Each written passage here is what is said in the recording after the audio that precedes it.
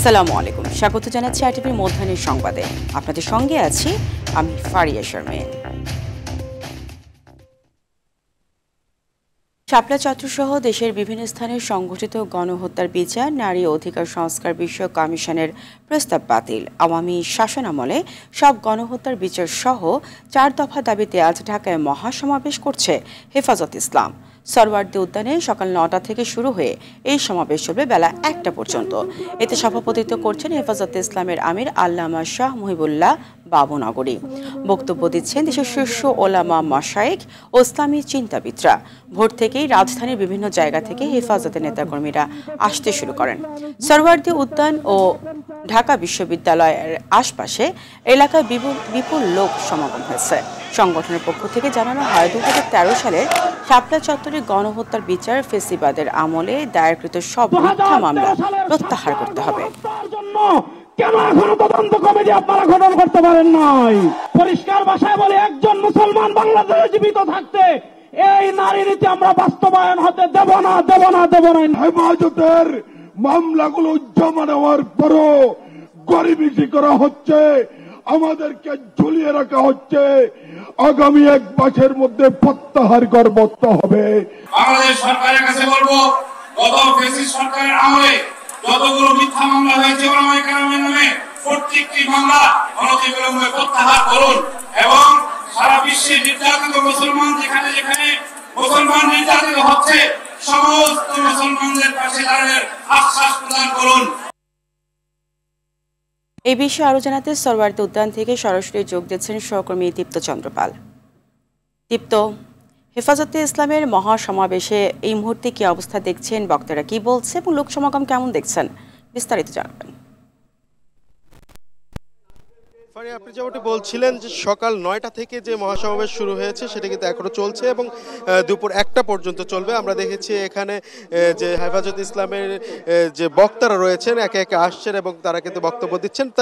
এছাড়াও পাশাপাশি আমার দেশ পত্রিকার সম্পাদক মাহমুদুর রহমান, এছাড়াও এনসিপি পার্টির যে হাসনাত আবদুল্লাহ রয়েছেন, তিনিও কিন্তু এই সমাবেশের স্থলে উপস্থিত হয়েছেন এবং তাদের সবার মুখে আসলে একটি কথা, যে এই যে নারী সংস্কার কমিটি নামে যে নারীদের অবমাননা করা হয়েছে এবং এই নারী রীতি নিয়ে লড়াই করতে যে দেশের যে বৃহৎ যে লড়াইগুলো সেগুলো থেকে কিন্তু পিছিয়ে যাচ্ছে সরকার, এমনটি কিন্তু তারা এখানে দাবি করছেন। এবং পাশাপাশি এছাড়াও যে শাহবাগে 2013 সালে যে হেফাজত ইসলামের উপরে যে হামলা এবং সে সময় যে মামলা হয়েছিল সেই মামলার বিচার এবং মামলা প্রত্যাহারেরও কিন্তু দাবি জানিয়েছেন। এছাড়াও ফিলিস্তিনও ভারতের মুসলিম যে গণহত্যা সেটি বন্ধেরও দাবি জানিয়েছেন। তো মূলত আমরা যদি বলি, এই পুরো সমাবেশ থেকে এই যে তৌহিদি জনতার যে ভিড়, তাদের কণ্ঠে কিন্তু জোর দিয়ে একটি কথা, যে নারী সংস্কার কমিটির নামে নারীদের অসম্মান করা হয়েছে, ইসলামকে অবমাননা করা হয়েছে এবং এই নারী সংস্কার কমিটি ইসলাম পরিপন্থী। তো এই যে নারী সংস্কার কমিটি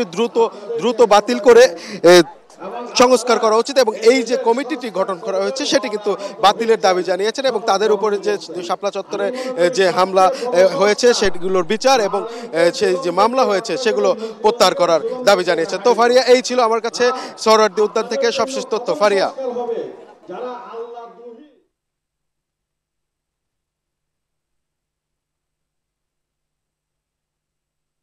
দীপ্ত, আপনাকে ধন্যবাদ। দর্শক, এই মুহূর্তে মৎস্য ভবন এলাকা থেকে সরাসরি যুক্ত হচ্ছেন সহকর্মী দীপন দেওয়ান। দীপন, হেফাজতের সমাবেশকে কেন্দ্র করে শাহবাগ ও আশপাশের এলাকার পরিস্থিতি কেমন দেখছেন? এছাড়া আইন শৃঙ্খলা বাহিনীর তৎপরতা এবং সার্বিক নিরাপত্তা ব্যবস্থা কেমন দেখছেন, জানাবেন।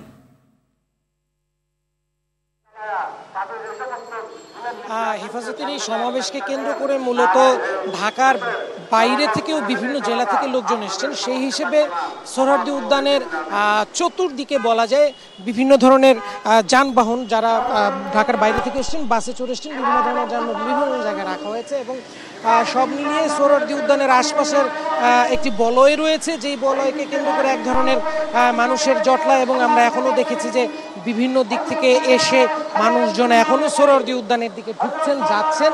আবার কিছু কিছু মানুষকে আমরা বের হয়েও আসতে দেখছি। তবে নিরাপত্তার যে বিষয়টি বলছেন, আমরা বিভিন্ন পয়েন্টে দেখেছি যে হেফাজত ইসলামের কর্মীরাই আসলে তারা সব জায়গায় সুস্থ স্বাভাবিক পরিবেশ রাখার জন্য নিরাপত্তার দায়িত্বটি নিয়েছেন এবং পুলিশের তৎপরতা আমরা সেইভাবে দৃশ্যমান খুব ভূমিকা দেখিনি।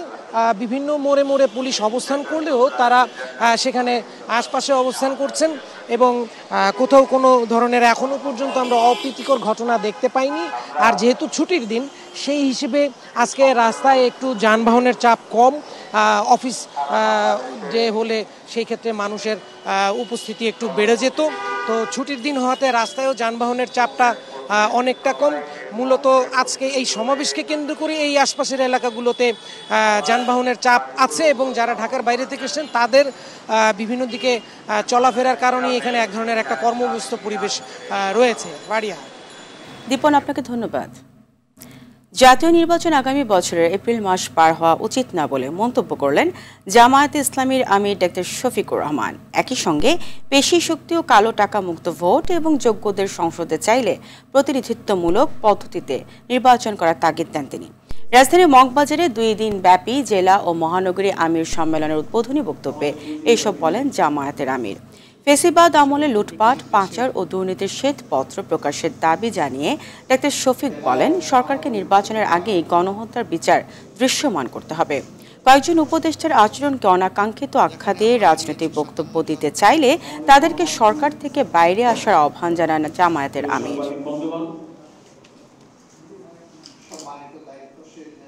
সংস্কার যেটা কার্যক্রম হাতে নেওয়া হয়েছে তা যদি আন্তরিকভাবে গতিশীল করা হয়, যদি অংশীজনেরা সবাই সেরকম সহযোগিতা করে, আমরা মনে করি সরকারের ঘোষিত সময়ের ভিতরে সংস্কার সাধন করে নির্বাচন সম্ভব। এর জন্য 2টি সময়কে আমরা উপযুক্ত মনে করি। একটি হচ্ছে ফেব্রুয়ারি মাস সোজা শুরু হওয়ার আগে, আরেকটি হচ্ছে যদি কোনো কারণে এই সময়ের ভিতরে সংস্কারগুলো এবং বিচারের দৃশ্যমান প্রক্রিয়া জনমনে আস্থা সৃষ্টির পর্যায়ে না আসে, তাহলে ম্যাক্সিমাম এপ্রিল পার হওয়া উচিত নয়।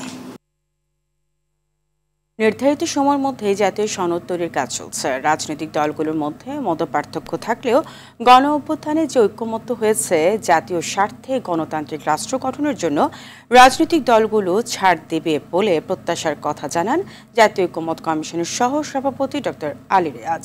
সকালে সংসদ ভবনের এলটি হলে জাতীয় ঐক্যমত্য কমিশনের সাথে জাতীয়তাবাদী সমমনা জোটের বৈঠকে এ কথা বলেন তিনি। এ সময় জাতীয়তাবাদী সমমনা জোটের সমন্বয়ক ও পিপলস পার্টির চেয়ারম্যান ফরিদুজ্জামান ফরহাদ বলেন, একটি সুষ্ঠু ও গ্রহণযোগ্য নির্বাচন আয়োজন করতে হবে। বাংলাদেশের গণতন্ত্র প্রতিষ্ঠায় আমরা সর্বাত্মক সহযোগিতা করব। সংস্কার প্রস্তাবের 112টিতে একমত, 26টিতে একমত নই। দুর্নীতি দমন কমিশনের সব প্রস্তাবে আমরা একমত।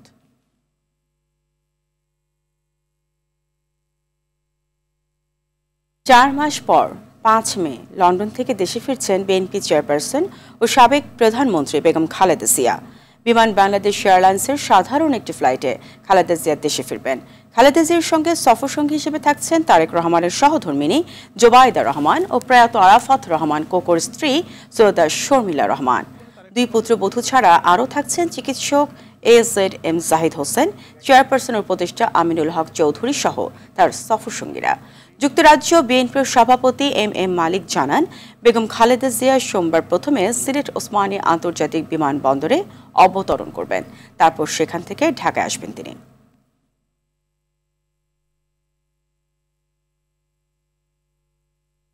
ওনার সাথে ডক্টর জুবাইদা রহমান এবং শামিলা রহমান 2 পুত্রবধূ, ওনার সাথে প্রটোকল হিসাবে বাংলাদেশে যাবেন।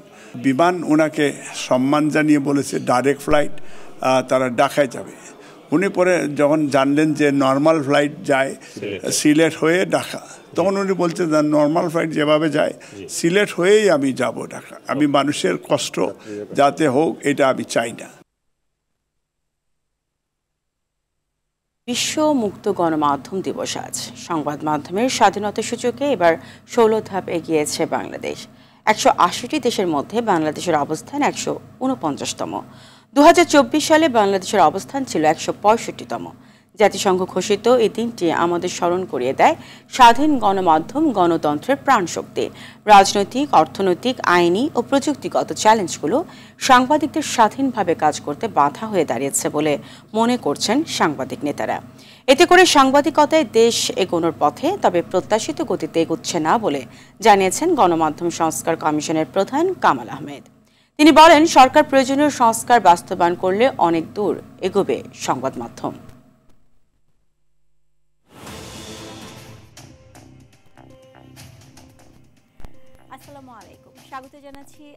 মুক্ত সাংবাদিকতা বা মুক্ত গণমাধ্যমের যে চিত্র সেই দিক থেকে, তবে প্রত্যাশিত গতিতে এটা এগোচ্ছে না। গণমাধ্যমগুলো যদিও কিছুটা স্বাধীনতা ভোগ করছে, অনেকটাই স্বাধীনতা ভোগ করছে, কিন্তু গণমাধ্যম কর্মী হিসেবে কিন্তু আমরা এখনো নিয়ন্ত্রিত। মধ্যাহ্নের সংবাদ এই পর্যন্তই। দুপুরের সংবাদ 2:45 দেখার আমন্ত্রণ রইল। ধন্যবাদ সবাইকে।